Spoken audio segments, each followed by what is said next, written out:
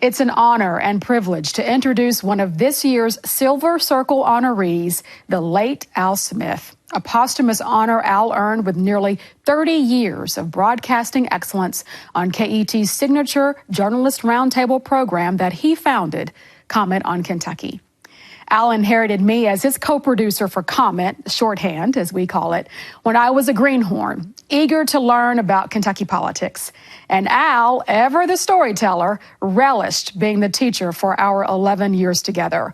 From a gadfly newspaper editor once called the darling and the devil of a small rural town in south central Kentucky, Al became known throughout the state as a sometimes provocative, wisecracking broadcaster with a deep devotion to truth and understanding complex issues. Every Friday night, without fail, Al would skid into KET with an armful of newspapers and handwritten notes that were allegedly his show rundown for the live broadcast to come.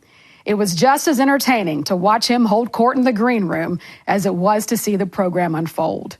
To express how much Mr. Smith meant to Kentucky, the journalism community, KET, and its staff, I'd need an hour. His love of our Commonwealth was undeniable, and the forum he created to debate its issues and celebrate its triumphs remains the gold standard by which all of us strive. The many journalists who appeared on Comment have been affectionately referred to as Al's kids. We cling to memories of his feisty spirit, fervent intellectual curiosity, and deep passion to connect our experiences and elevate rural communities. Inside the big ballot, those record filings, coal's role and energy independence, and a clash over cash for casinos. Some of the issues we'll talk about next on Comment on Kentucky. Al believed that reporters should be watchdogs, and he worked tirelessly on open records and open meetings. He believed government should be accountable to its constituencies, but he also thought the government could be a solution to problems and help those who needed help. And I think he felt the same way about reporters. We should serve our audiences.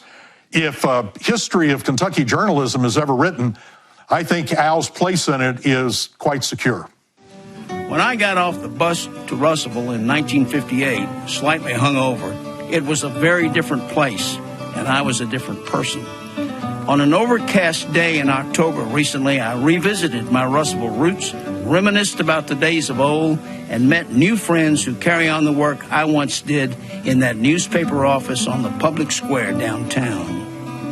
I've been run out of New Orleans. I was a drunk, and they didn't know it, but they hired me because they desperately needed an editor, just like in your case. They desperately needed an editor. And then suddenly I had an epiphany. I said, my God, why am I running away from these folks? They took me when nobody else would hire me. Mm-hmm. And so instead of leaving, I bought the damn paper, and I stayed 20 more years. That's another story. Most Kentuckians know Al Smith as the founding host of Comment, but they're probably not as aware of his contributions to journalism. I started working for him in 1975 when he was president of the Kentucky Press Association and getting passed some really good open records and open meetings laws.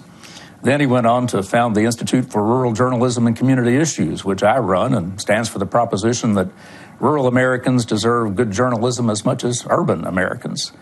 That's a pretty big legacy, and it'll all never be known because Al Smith mentored so many people like me. History is the compass for the future. We look back, and then we go forward, and if we're lucky, we journey together in wisdom and faith, and perhaps even love. That's Comment for now. Thanks, and goodbye.